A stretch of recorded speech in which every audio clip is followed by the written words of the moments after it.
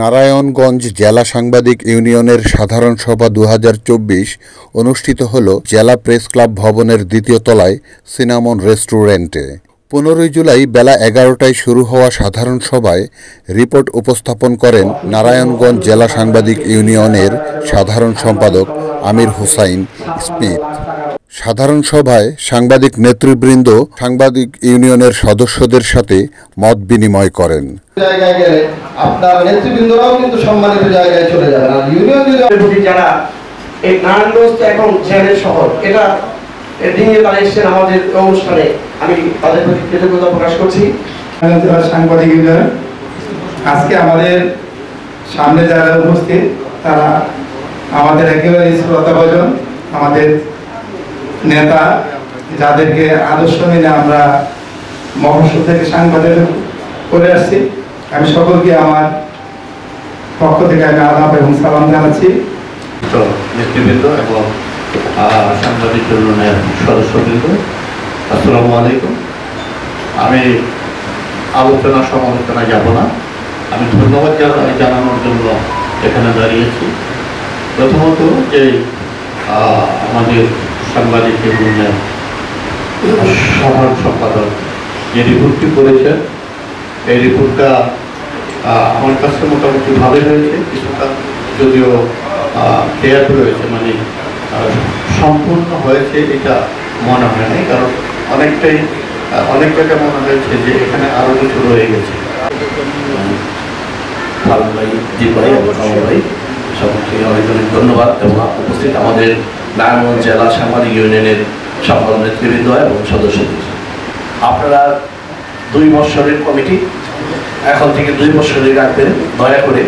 আমরা চাই না নারায়ণগঞ্জ একটা ছোট শহর, আমরা এই শহরের সব কিছু নাম দাম ভালো, আমরা এই ভালোটা বজায় রাখতে চাই, যেটা আজকে আমরা প্রমাণ দিয়েছি ইতিমধ্যে যে কোনো হইচই নেই। সাধারণ সভার মধ্যে হইচই হয়ে থাকে। যাই হোক, আমাদের মন্ত্রটি সাধারণত গতাগতিক থাকবে, এটাই স্বাভাবিক, বাট এখানে কোনো তেমন ভুল নাই। তবে আজকের পরে যারা নির্বাচিত হয়ে আসছেন এবং আজকে যে নির্বাচন হচ্ছে 2টা প্যানেলে, আমাদের মধ্যে মন কালাকালি, মন কষাকষি না থাকুক, আমরা সৌহার্দ্যপূর্ণ আচরণ করি, যেটা ইতিমধ্যে আমাদের নাফিস ভাই বলে গেল যে সালাম ভাই একটি স্ট্যাটাস দিতে, তার সাথে আমরা একমত প্রকাশ করি।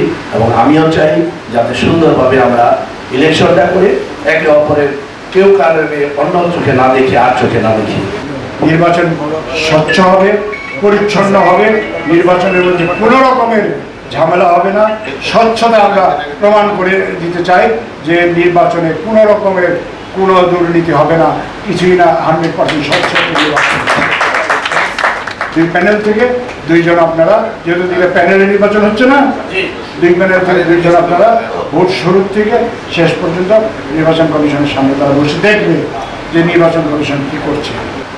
আমি সভাপতি হিসেবে যে প্রেসিডেন্ট, এই সাধারণ সম্পাদক এবং ট্রেজারের রিপোর্ট অনুমোদন করার জন্য পেশ করার আগে কিছু কথা এখানে এসছে, আমি সেই কথাগুলো দিয়ে একটু 2 মিনিটের মধ্যে আমি শেষ করব।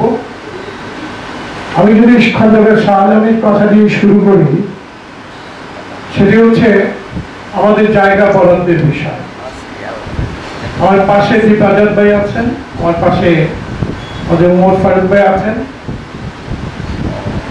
বিষয়টি একটু গোপন রাখার ছিল, কারণ হচ্ছে নারায়ণগঞ্জ সিটি কর্পোরেশনের মেয়র ডক্টর সেলিনা আইভি আমাদেরকে বলেছেন যে আপনারা এখন যে ভবনটিতে আছেন, এই ভবনটি ছেড়ে দিবেন। আমি স্কুলের ছাত্রী, আমি এই ভবনটিতে একটি নারায়ণগঞ্জ প্রিপারেটরি স্কুল ইতিহাস ঐতিহ্য নিয়ে একটি মিউজিয়াম করতে চাই। তখন আমরা কথা বলেছি তাহলে আমাদের বিকল্প কি। উনি বিকল্প একটি জায়গার ব্যবস্থা করছেন এবং ইতিমধ্যে সেই জায়গাটি মেপে এবং তিনি তার সার্ভেয়ারকে বলেছেন যে এই জায়গার যে ব্রিটিশ পর্চা এবং পাকিস্তান আমলের যে পর্চা, এগুলো বের করার জন্য, এবং তিনি সেই জায়গাটি বরাদ্দের ব্যবস্থা গ্রহণ করবেন।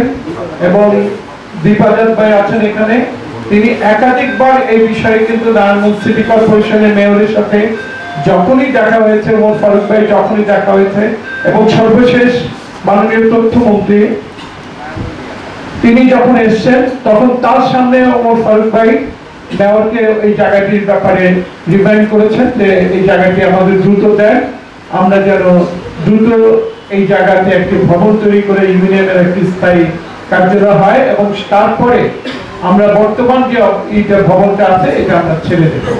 এটা আমাদের মেয়রের সাথে, এবং মেয়রের সাথে সার্বক্ষণিক এই যোগাযোগ আছে, এবং মেয়র অলরেডি এই জায়গাগুলো আমরা জায়গার কথাটা বললাম যে সেটা হচ্ছে প্রেস ক্লাবের উল্টোতে, আমাদের সাংবাদিক ইউনিয়নের উল্টো দিকে পাম্পের সাথে যে মন্দিরটা আছে, মন্দিরের পাশে যে খালি জায়গাটুকু আছে এটা হচ্ছে নারায়ণগঞ্জ সিটি কর্পোরেশনের জায়গা। তিনি বলেছেন যে এই জায়গাটি তিনি ব্যবস্থা করে দেবেন, দিলে আমরা সেখানে ভবনের যে দায়িত্ব সেটা দীপ ভাই আছেন, ফারুক ভাই আছেন, সব আমরা অন্যরা যারা আছি সেটি তারা করব।